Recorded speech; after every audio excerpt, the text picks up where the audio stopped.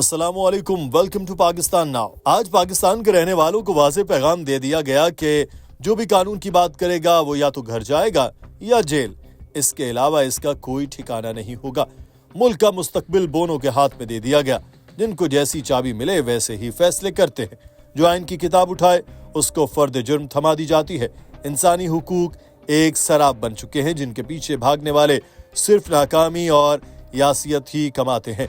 और मुल्क की तकदीर एक औरत के हाथ में थमा दी गई, जो जैसा चाहती है उसके एक इशारे पर हर कोई सरपट इसी डायरेक्शन में भागने को तैयार खड़ा होता है। मरियम नवाज की ख्वाहिश पर जस्टिस मज़ाहिर अली अकबर नकवी को निकालने की साजिश बेनकाब हो चुकी, जिसका खुलासा सुप्रीम कोर्ट के ही एक जज ने किया।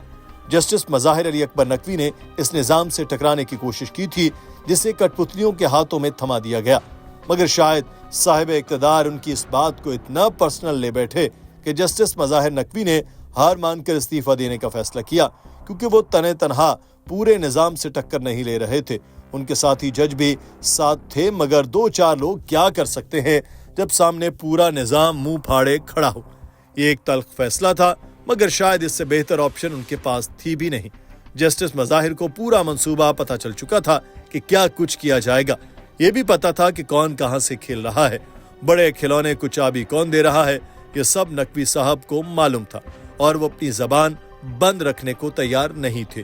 वो 90 दिन में इंतखाबात से लेकर मिलिट्री कोर्ट्स में सिविलियंस के ट्रायल तक के मामले में आइन के साथ खड़े रहे। उन्होंने पीडीएम हुकूमत के आने के बाद नैब, FIA और दीगर तहकीकाती इदारों में तबादलों पर नोट लिखा था कि ये सब कैसे पाकिस्तान में चोरों, डाकुओं, लुटेरों को बरी करने के लिए किया जा रहा है।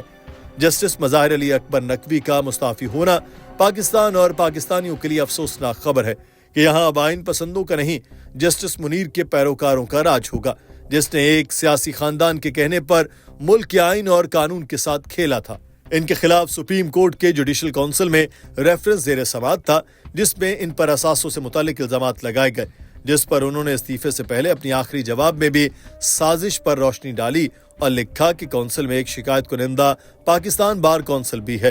Attorney general Pakistan bar council के चेयरमैन हैं और बार काउंसिल्स की शिकायत सियासी और पीडीएम हुकूमत की मर्जी से दायर की गई हैं।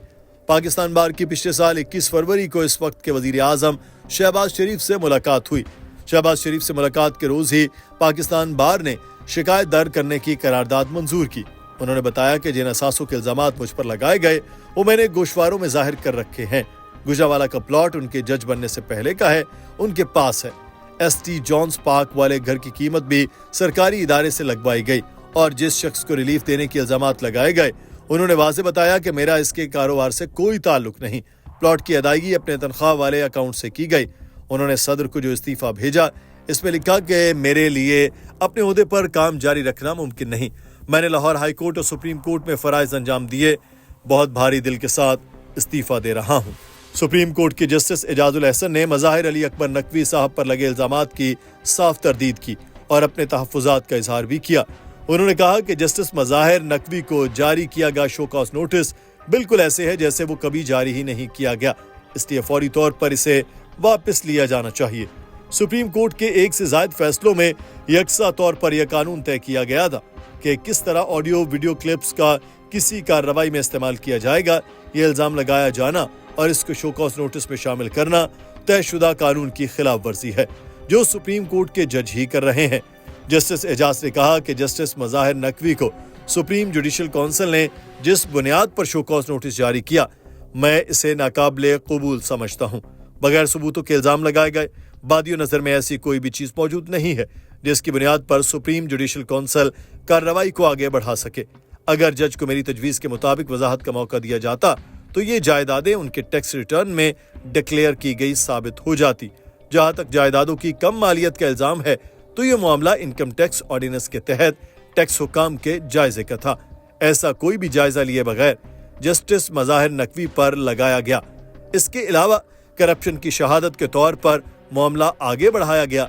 अगर नैब समेत कोई भी तफ्तीशी एजेंसी ऐसा करती तो वो काबिल कबूल नहीं होता, क्योंकि बगैर ठोस मवाद के इस तरह की तहकीकात के नताइज शुबहात पर मबनी होते हैं। जस्टिस मज़ाहिर अली अकबर नकवी पर लगाए गए इल्जामात का लुब्बे लुबाब ये है कि रिकॉर्ड के मुताबिक जायदादें मार्केट वैल्यू से बहुत ज्यादा कम कीमत पर खरीदी गई। शिकायत में इस हवाले से कोई भी काबिल भरोसा शहादत पेश नहीं की गई। हर चीज बदतर है। जस्टिस एजाज ने लिखा कि शिकायत कुनिंदगान को अपनी पोजीशन वाज़े करने के लिए घंटों बात करने का मौका दिया गया, मगर मज़ाहिर नकवी के जवाब को देखा भी नहीं गया। इन पर एक ही तरह के इल्ज़ामात बार बार लगाए गए। जस्टिस मज़ाहिर अली अकबर नकवी के बेटे प्रैक्टिस करने वाले वकील हैं और हर लिहाज से आज़ाद शहरी हैं। उन्हें सुने बगैर निशाना बनाया जा रहा है। ये कार्रवाई और जो इल्ज़ामात लगाए गए, मज़ाहिर नकवी अपने बेटों के जिम्मेदार नहीं, बिल्कुल ऐसे ही जैसे फायज ईसा ने कहा था कि मेरी बेगम की जायदादें हैं तो मैं जवाबदेह नहीं हूँ। जिस अंदाज में ये कार्रवाई चलाई गई और जो तरीकाकार अपनाया गया, इससे इख्तलाफ करता हूँ। नाज़रीन, जस्टिस एजाजुल एहसन की नज़र से देखें तो नून लीग को खुश करने के लिए जस्टिस मज़ाहिर अली अकबर नकवी को फारिग किया गया। अगर उन्हें जस्टिस मज़ाहिर अली अकबर नकवी को फेयर ट्रायल से महरूम क्यों रखा गया? जस्टिस एजाजुल एहसन साहब ने सारी साजिश बेनकाब कर दी। जब पूरा निज़ाम आपके खिलाफ खड़ा हो, आपको पता हो कि लोगों को उठाकर आपके खिलाफ झूठी गवाही पर मजबूर किया जा रहा है और आप जज के ओहदे पर इज्जत के लिए बैठे हैं, तो फिर आपके लिए इस्तीफा देना मामूली बात है।